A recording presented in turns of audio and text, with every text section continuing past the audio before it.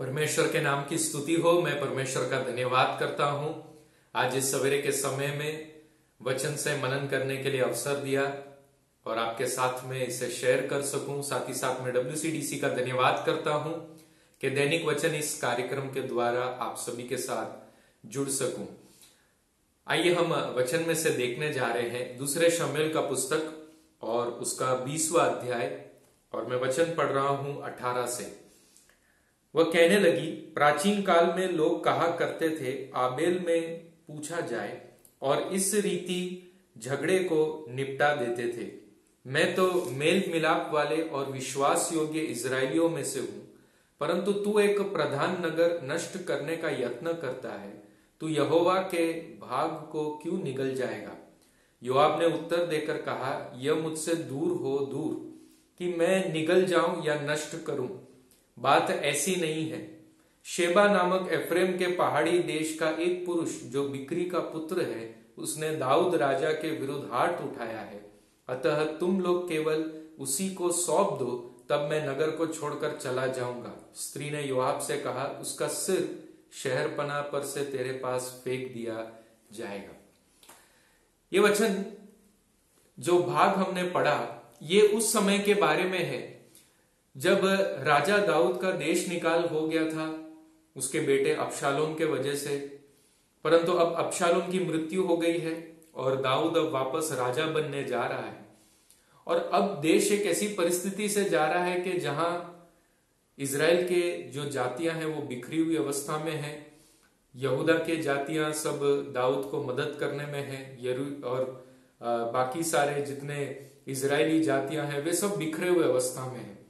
और इस समय एक ऐसी राजनीतिक परिस्थिति खड़ी हो गई है कि इजराइल को एक करने का समय आ गया है।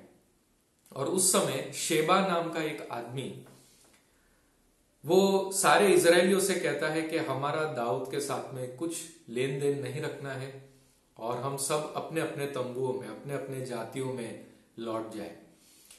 और शेबा इस बात को जब रखता है और कई लोग जब उसके पीछे चलने लगते हैं, तो दाऊद समझ जाता है कि इस समय ये बहुत ही एक मुश्किल परिस्थिति को इजराइल के लिए खड़ा कर देगा।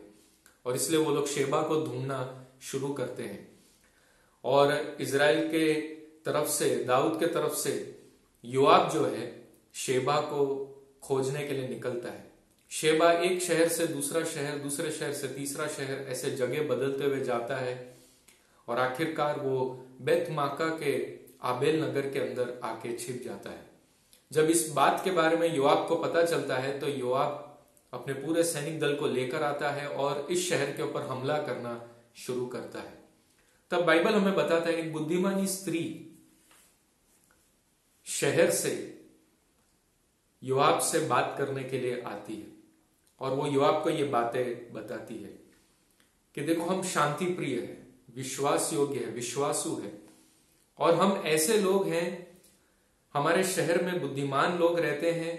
और यदि अगर पूरे इजराइल में कहीं पर भी समस्या हो और अगर लोगों को कुछ भी निर्णय लेने में मदद चाहिए, उसमें समाधान चाहिए, तो वो हमारे शहर में आते हैं, हमसे पूछते हैं, हमसे बातचीत करते हैं। और एक तरह से हम इजराइल को एक बनाने के काम में हम लगे हुए हैं। तो ऐसा क्यों है कि अब इस शहर के ऊपर हमला आया? तब योआब उसे इस बात के बारे में उसे परिचित कराता है कि उनके मध्य में एक व्यक्ति है जो दाऊद राजा के विरुद्ध में है, और जैसे कि ये शहर के लोग चाहते हैं कि इजराइल एक बना रहे, यह व्यक्ति शेबा वो इजराइल को तोड़ने की कोशिश कर रहा है। जब इस स्त्री को इस बारे में समझ आता है, वो तुरंत एक निर्णय वहां पर लेती है। वो अपने लोगों से जाकर बात भी करती है और निर्णय लेती है, और उसका निर्णय लेना ये बहुत जरूरी यहां पर दिखाई पड़ता है। योआब मांग रखता है कि शेबा को उनके हाथ में सौंप दिया जाए, लेकिन यह स्त्री निर्णय लेती है कि शेबा को मार डालना ही ठीक है।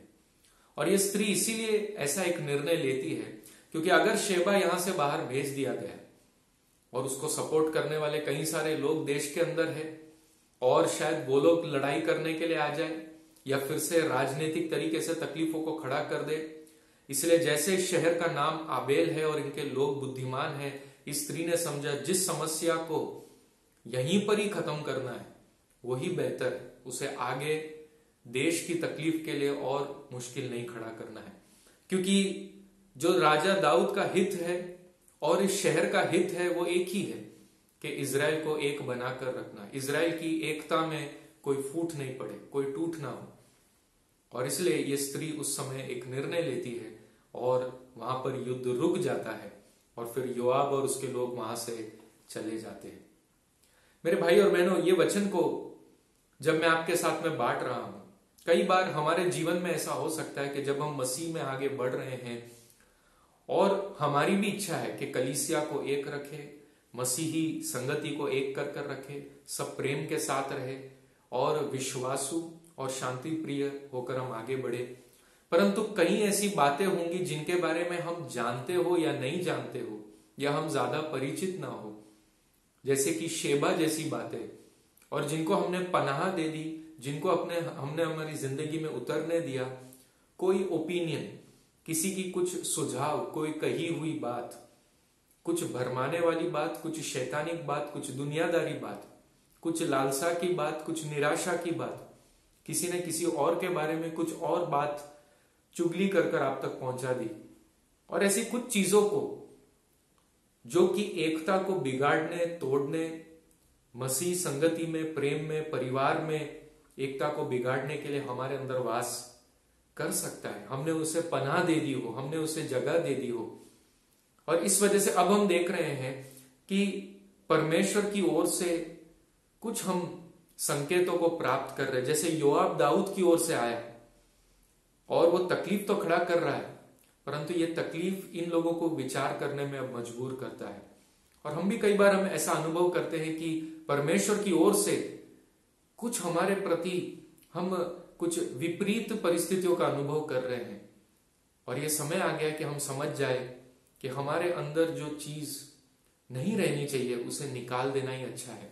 और उसे केवल निकाल देने का मतलब किसी और को बांटकर किसी और को कह देने से ये समस्या शायद और बढ़ जाए, परंतु जिन बातों को हमारे अंदर ही समझकर बुद्धिमानी से खत्म कर देना, उसे वहीं खत्म कर देना बेहतर है। ये स्त्री ने बुद्धिमानी से जो निर्णय लिया, देश के हित में, इजराइल के, दाऊद के और परमेश्वर के राज्य के हित में उसने निर्णय लिया, और समस्या वहीं की वहीं खत्म हो गई। यदि वो चाहती तो शेबा को बाहर भेज सकती थी, परंतु वो समझदार है, वो समझती है कि ये समस्या और फैलता हुआ जाएगा और भी लोग शायद इस बात का कुछ और ही मतलब निकाले और कुछ और विद्रोह खड़ा कर दे। और इसलिए हम समझ जाए कि जो बातों को जब खत्म कर देना वहीं हम उसे खत्म कर दे। नीति वचन हमें ऐसा कहता है कि सुलेमान राजा एक बार एक आलसी के खेत के पास से गया और उसने क्या देखा कि आलसी के खेत में और कटीले झाड़ उगे हुए हैं, झाड़ियां लगी हुई है, जहरीले पौधे लगे हुए हैं, और उसका जो बाड़ा है पत्थर का वो भी गिरा हुआ है। और वो देख रहा है कि आलसी ऐसे ही पड़ा हुआ है, वो कुछ निर्णय नहीं ले रहा है। इस वजह से क्या वो कहता है कि अब भविष्य में कंगालपन और घटी जो है, कठीबंध, एक व्यक्ति के समान वो आएगा। समस्या जो है ना, जो कंगालपन है वो एकदम से आ पड़ेगा डाकू के तरह, और तब वो कुछ भी कर नहीं पाएगा। इसीलिए हम चुप रहे, आलसी रहे, इस प्रकार नहीं, परंतु निर्णय ले, सही निर्णय ले, और उस सही निर्णय के द्वारा परमेश्वर के नाम की महिमा होने पाए कि जो हमारी पहचान है, शांति प्रिय, विश्वासु और संगति को, लोगों को, परिवार को एक करके रखने वाले, हम उस प्रकार मसीह में बनने पाए। हालेलुया। प्रभु यीशु ने हमें सिखाया है कि हम दुश्मनों से प्रेम करें, उन्हें माफ करें, सताने वालों के लिए प्रार्थना करें। और हम देखते हैं कि नए नियम के अंदर कलीसिया का एक बने रहना कितना जरूरी है, एक आत्मा, एक वचन में, और आगे बढ़ते जाए। उस एकता के लिए हमें व्यक्तिगत जो निर्णय लेना है, जिन चीजों को निकाल देना, जिन चीजों का खात्मा कर देना है, उन्हें हम अपने अंदर ही उनका खात्मा कर दे और मसीह में अपने जीवन को सौंप दे, ताकि हम किसी भी प्रकार के कोई भी हमले, कोई भी प्रकार के जो भी हमारे विरुद्ध में प्रकृति या ईश्वरीय एक विरुद्धाई जो हम अनुभव कर रहे हैं, उससे हम आजाद हो जाए, हमारा मन बोझ से आजाद हो जाए। इन वचनों के द्वारा प्रभु आपको आशीषित करे। आइए हम प्रार्थना करें।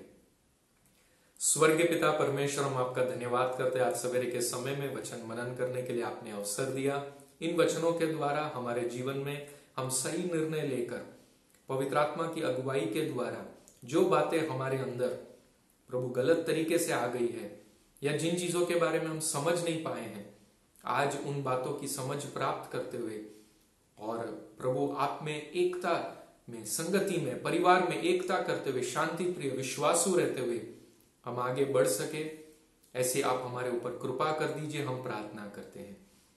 हम धन्यवाद करते हैं जिन प्रियजनों का आज जन्मदिन है, विवाह का सालगिरह है, उन्हें आप आशीषित करें। और हमारे देश के लिए हम धन्यवाद करते हैं। हमारे देश को आप अनुग्रहित करें, आपकी महिमा को वो जान सके, आपकी कृपा उसके ऊपर होने पाए। ये प्रार्थना सुनने के लिए धन्यवाद, हमारे प्रभु यीशु के नाम से, आमीन। प्रभु आप सबको आशीषित करें। सभी को जय मसीह की।